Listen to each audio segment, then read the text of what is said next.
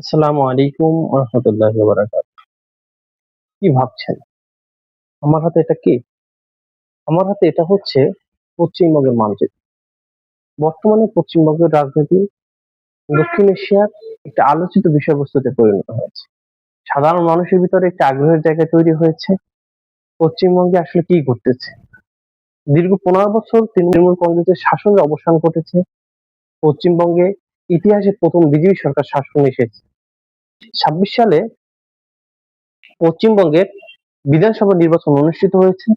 এই বিধানসভা নির্বাচনের মাধ্যমে পশ্চিমবঙ্গের রাজনীতির এক নতুন মেরুকরণ সূচনা হয়েছে। ৪ই মে ফল ঘোষণার পরবর্তীতে বিজেপি সরকার ২৬০টি আসনকে সংখ্যাগরিষ্ঠতা পেয়ে তারা সরকার গঠন করেছে এবং দীর্ঘ ১৫ বছর যে দল ক্ষমতায় ছিল তৃণমূল কংগ্রেস তারা ৮১টি আসন জয়লাভ করে। সাথে সাথে আমজনতা উন্নয়ন পার্টি, যেটা পশ্চিমবঙ্গের যে আলোচিত ব্যক্তিত্ব, যে পশ্চিমবঙ্গে বাবরি মসজিদ নির্মাণের কথা বলেছিলেন নির্বাচনের পূর্ববর্তী, তিনি ২টি আসন জয়লাভ করে। এছাড়া নওশাদ সিদ্দিকী একটি আসন এবং অন্যান্য বাম সংগঠন একটি, কংগ্রেস ২টি, এভাবে আরো অন্যরা সাধারণ আরো ৪-৫টি আসন জয়লাভ করে। পশ্চিমবঙ্গের এই নির্বাচনকে তৃণমূল কংগ্রেস প্রহসনের নির্বাচন হিসেবে উল্লেখ করেছেন এবং তৃণমূল কংগ্রেস এই নির্বাচনকে জালিয়াতির নির্বাচন বলেছেন। কারণ এই নির্বাচনে কেন্দ্রীয় সরকার কেন্দ্রীয় বাহিনীর মাধ্যমে পরিচালনা করেছে। সাথে সাথে এই নির্বাচনে দেখা গেছে নির্বাচন পরবর্তী মমতা ব্যানার্জি, যে তৃণমূল কংগ্রেসের প্রধান, তিনি পদত্যাগ করেননি এবং তিনি পদত্যাগ না করে তিনি ঘোষণা দিয়েছেন এই নির্বাচন তিনি বয়কট করেছেন। কিন্তু ইন্ডিয়ার ল পদত্যাগ করা একটি হচ্ছে সৌজন্যতা, ফলশ্রুতিতে তার পদত্যাগে বিজেপি সরকারের উল্লেখযোগ্য কোনো আইনগত সমস্যা তৈরি হয়নি এবং বিজেপি সরকার সংখ্যাগরিষ্ঠ দিয়ে সরকার গঠন করেছে। কিন্তু বর্তমানে যখন তৃণমূল কংগ্রেসের পশ্চিমবঙ্গের রাজনীতিতে পরাজয় বরণ করে নতুন এক মেরুকরণ সূচনা হয়েছে। দেখা গেছে যে পশ্চিমবঙ্গের তৃণমূল কংগ্রেস যে ৮১টি এমএলএ জয়লাভ করেছিল বিধানসভা নির্বাচনে, সেই ৮১টি এমএলএ ভিতরে ৫৮ থেকে ৬০ জন এমএলএ তারা আলাদা কোরাম গঠন করে এবং তার স্পিকারের কাছে চিঠি দেয় যে তৃণমূল কংগ্রেস থেকে মমতা ব্যানার্জির ঘোষণার মাধ্যমে যাকে বিরোধী দলনেতা করা হয়েছিল তার বিপরীতে ঋতুব্রত বন্দ্যোপাধ্যায়ের নেতৃত্বে একটি কোরাম হয়। সেই কোরাম তারা চিঠির মাধ্যমে যে ঋতুব্রত বন্দ্যোপাধ্যায়কে যেন পশ্চিমবঙ্গের বিরোধী দলনেতা হিসেবে ঘোষণা করা হয় এবং স্পিকার সেই চিঠিকে গ্রহণ করে ঋতুব্রত বন্দ্যোপাধ্যায়কে পশ্চিমবঙ্গের বিরোধী দলনেতা হিসেবে ঘোষণা করেন। আসলে তৃণমূল কংগ্রেসের লোকসভায় ভাঙন, রাজ্যসভায় ভাঙন, এই ভাঙন তৈরি হলো কেন? এই ভাঙন তৈরি হওয়ার পিছনে অনেকগুলো কারণ রয়েছে। একটা হচ্ছে তৃণমূল কংগ্রেস ২০১১ সাল থেকে তারা ক্ষমতায়, প্রায় ১৫ বছর তারা পশ্চিমবঙ্গের সরকারে ছিল এবং দীর্ঘদিন তারা ক্ষমতার থাকার কারণে তাদের নেতৃবৃন্দের ভিতরে একটা ক্লান্তি তৈরি হয়েছে, তাদের ভিতরে ক্ষমতার অন্তঃকন্দল তৈরি হয়েছে, নির্বাচন পরবর্তী তাদের ভিতরে পরাজয়ের একটা গ্লানি তৈরি হয়েছে, ভয় তৈরি হয়েছে। দীর্ঘ ১৫ বছর তারা সরকারে ছিল, তারা অনেকে দুর্নীতিগ্রস্ত ছিল। এই ভয়ের কারণে তাদের ভিতরে এই মানে তৃণমূল কংগ্রেসের ভিতরে ভাঙন তৈরি হওয়ার মূল একটি অন্যতম কারণ। এছাড়াও গুরুত্বপূর্ণ কারণ হচ্ছে তৃণমূল কংগ্রেসের অনেক নেতৃত্ব, সর্বভারতীয় তৃণমূল কংগ্রেসের যে বর্তমান সাধারণ সম্পাদক রয়েছে অভিষেক, যাকে মমতা ব্যানার্জির ভাইপো হিসেবে যে পরিচিত, তাকে অনেকেই নেতা হিসেবে মেনে নিতে পারতেছে না। এই কারণেই মূলত ভাঙন হয়েছে। এই কথাটা অনেকেই বলেছে, সাংসদরাও বলেছে, সাথে সাথে এমএলএরা এই কথা বলেছে যে তারা মমতা ব্যানার্জিকে তারা নেতা মানে, কিন্তু অভিষেক ব্যানার্জিকে তারা নেতা হিসাবে মানে না। এখন প্রশ্ন হচ্ছে মমতা ব্যানার্জির এত বড় একটি দল, এখান থেকে সংসদ এবং এমএলএরা তারা দল ত্যাগ করছে, কিন্তু ইন্ডিয়ান লতে তো এন্টি ডিফেকশন ল আছে যে দল ত্যাগ করলে সে সংসদ থাকতে পারবে না, সে এমএলএ থাকতে পারবে না। আসলে কেন সেই ল কার্যকর হচ্ছে না এবং কেন তৃণমূল ব্যবস্থা নিতে পারতেছে না, এর অন্যতম একটা কারণ হচ্ছে ইন্ডিয়ান লতে আছে যদি কোন দলের ২/৩ সংসদ বা এমএলএ অন্য দলে যোগদান করে বা নিজেরা একটা কোরাম তৈরি করে, তাহলে তাদের ক্ষেত্রে এই দলত্যাগী আইন যে রাষ্ট্রীয় একটা আইন আছে সেই আইন কার্যকর হবে না। এখন আসা যাক তৃণমূল কংগ্রেসের সভাপতি মমতা ব্যানার্জি তার উত্থান কিভাবে হলো। মমতা ব্যানার্জি ছাত্র অবস্থা থেকে সে রাজনীতির সাথে যুক্ত ছিল এবং সে তখন কংগ্রেসের ছাত্র সংগঠন করত। সাথে সাথে মমতা ব্যানার্জি এই ছাত্র রাজনীতি থেকে 1984 সালে প্রথম এমপি নির্বাচিত হয়, সংসদ নির্বাচিত হয়। এর পরবর্তীতে তিনি এমএলএ ছিল দীর্ঘ সময় এবং পশ্চিমবঙ্গের রাজনীতিতে যুক্ত ছিল। কিন্তু পশ্চিমবঙ্গের রাজনীতিতে দেখা গেছে যে দীর্ঘ সময় বামরা শাসন করেছে। এই বামরা যে শাসন করেছে ওই সময় কংগ্রেস বামদের ক্ষেত্রে আন্দোলন করার ক্ষেত্রে কিছুটা নমনীয়তা দেখাচ্ছিল, কিন্তু মমতা ব্যানার্জি তার চিন্তা ছিল নমনীয়তা না, বামদের সাথে কঠোর আন্দোলন যেতে হবে। এই মতবিরোধ থেকে পশ্চিমবঙ্গ এবং রাজ্য কেন্দ্রীয় কংগ্রেস নেতৃত্বের সাথে মমতা ব্যানার্জি একটা দূরত্ব তৈরি হয়। এর ফলশ্রুতিতে মমতা ব্যানার্জি 1998 সালে তৃণমূল কংগ্রেস প্রতিষ্ঠা করেন।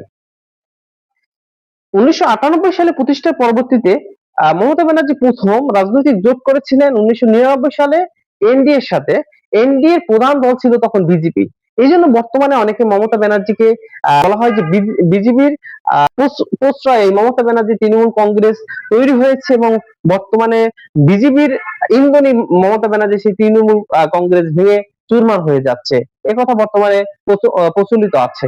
এর পরবর্তীতে 1999 থেকে 2000 সালে তিনি এনডিএ জোটের, যেটা বিজেপি সরকারের জোট ছিল, সেই অটল বিহারী বাজপেয়ীর নেতৃত্বে তিনি রেলমন্ত্রী ছিলেন।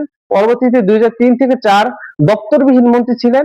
এর পরবর্তীতে 4 সালের নির্বাচনে তিনি কি করলেন, আবার সে কংগ্রেসের সাথে জোট করেছেন এবং কংগ্রেস থেকে তিনি কয়লা ও খনিজ মন্ত্রী ছিলেন 2004 থেকে 9 পর্যন্ত। তার পরবর্তীতে মমতা ব্যানার্জি 2011 সালে প্রথম পশ্চিমবঙ্গের মুখ্যমন্ত্রী নির্বাচিত হয় এবং 11 সাল থেকে 2026 সাল পর্যন্ত 15 বছরের অধিক সময় তিনি পশ্চিমবঙ্গের মুখ্যমন্ত্রী ছিলেন। আসলে তৃণমূল কংগ্রেসের উত্থানটা কিভাবে? 1998 সালের 1 জানুয়ারি মমতা ব্যানার্জি যখন কংগ্রেস নেতৃত্বের সাথে দ্বন্দ্ব চরমে, তখন তৃণমূল কংগ্রেস প্রতিষ্ঠা করেন। এর পরবর্তীতে তিনি কি করলেন, অনেকগুলো আন্দোলন সংগ্রাম বামদের বিরুদ্ধে তিনি গড়ে তোলেন। পরবর্তীতে এই তৃণমূল কংগ্রেসকে তিনি মানুষের কাছে পরিচিত এবং মানুষের অধিকারের জন্য তিনি কাজ করে গেছেন। এর ফলশ্রুতিতে সিনজুর আন্দোলন হয় 2006 সালে।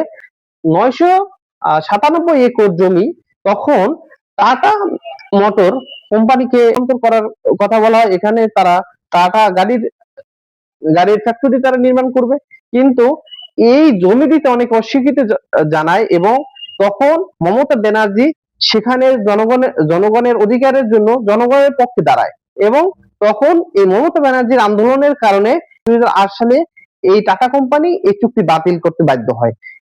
তার পরবর্তীতে 2007 সালে নন্দীগ্রাম আন্দোলন হয়। এই নন্দীগ্রাম আন্দোলনে ইন্দোনেশিয়ান একটি কোম্পানি নাম হচ্ছে সেলিম গ্রুপ, তারা কেমিক্যাল হাব করতে চায় এবং বিশেষায়িত ইকোনমিক্যাল জোন সেখানে স্থাপন করতে চায়, কিন্তু দেখা যায় নন্দীগ্রামে আর মানুষজন জমি দিতে অস্বীকৃতি জানায় এবং মমতা ব্যানার্জি সেই সাধারণ মানুষদের সাথে এসে এই বামদের বিরুদ্ধে আবার আন্দোলন গড়ে তোলে এবং 14 মার্চ সেই বছর 2007 সালে 14 জন মানুষ নিহত হয় এবং সেই আন্দোলনটা ছিল নন্দীগ্রাম। এটা হচ্ছে পশ্চিমবঙ্গের পূর্ব মেদিনীপুর অঞ্চল জেলায়। এই পূর্ব মেদিনীপুরের নেতাই ছিল শুভেন্দু অধিকারী। এই জন্য শুভেন্দু অধিকারী সেই নন্দীগ্রাম আন্দোলনের কারণে তাকে ভূমিপুত্র বলা হয় এবং এই দীর্ঘ লেগেসি আন্দোলনের ফলশ্রুতি 2011 সালে তারা ক্ষমতায় আসে বামকে হটিয়ে। বামের প্রায় 35 বছরের শাসনের অবসান ঘটে 2011 সালে। এই শুভেন্দু অধিকারী মমতা ব্যানার্জির সাথে দীর্ঘ সময় ছিল। তার বাবা শিশির অধিকারী মমতা ব্যানার্জির সাথে আন্দোলন সংগ্রামে ছিল এবং শিশির অধিকারী মমতা ব্যানার্জির তৃণমূল কংগ্রেস থেকে সংসদ ছিল এবং শুভেন্দু অধিকারী 2020 সালে এই তৃণমূল কংগ্রেসের মন্ত্রী ছিল এবং সর্বশেষ তিনি পরিবহন, সেচ ও জলপথ মন্ত্রী ছিল। কিন্তু 2020 সালে 29 ডিসেম্বর তিনি কি করেন, দল ত্যাগ করেন এবং দল ত্যাগ করে তিনি বিজেপিতে যোগদান। এর অন্যতম একটা কারণ হচ্ছে তিনি চিন্তা করলেন যে আসলে দেখলেন যে তৃণমূল কংগ্রেসের মমতা ব্যানার্জি পরবর্তীতে তার পরবর্তী নেতৃত্ব হিসাবে তিনি অভিষেক, যাকে ভাইপো নামে পরিচিত, তাকে নিয়ে আসছেন এবং দেখলেন যে তার কথা কম শোনা হচ্ছে। ফলশ্রুতিতে শুভেন্দু অধিকারী তিনি কি করলেন, তৃণমূল কংগ্রেস ত্যাগ করে এবং তিনি বিজেপিতে যোগদান করলেন এবং 2020 সাল পরবর্তী আজকে 2026 সালে সেই শুভেন্দু অধিকারী বিজেপি থেকে আবার আজকে পশ্চিমবঙ্গের মুখ্যমন্ত্রী নির্বাচিত হয়েছে।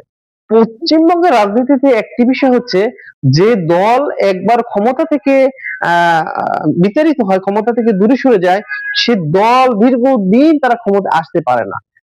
বামরা 35 বছর শাসন করেছে, বামরা এখন এবছর মাত্র একটি আসন পেয়েছে এবং এর আগে কংগ্রেস ছিল বিরোধী, এই প্রত্যেকেই কি রিজেক্ট হয়েছে এবং বিজেপি আজকে উত্থান হয়েছে। পরবর্তী দেখা যাক পশ্চিমবঙ্গের রাজনীতি কোন দিকে যায়, পশ্চিমবঙ্গের রাজনীতির মেরুকরণ আগামীতে কি হয়। আগামীতে আমরা দেখবো পশ্চিমবঙ্গের রাজনীতি মমতা ব্যানার্জি কি ঘুরে দাঁড়াতে পারবে, নাকি মমতা ব্যানার্জি বামদের মতো তাকেও দল দুর্বল অবস্থানে চলে যাবে। এটাই আমাদের দেখার বিষয়। আল্লাহ হাফেজ।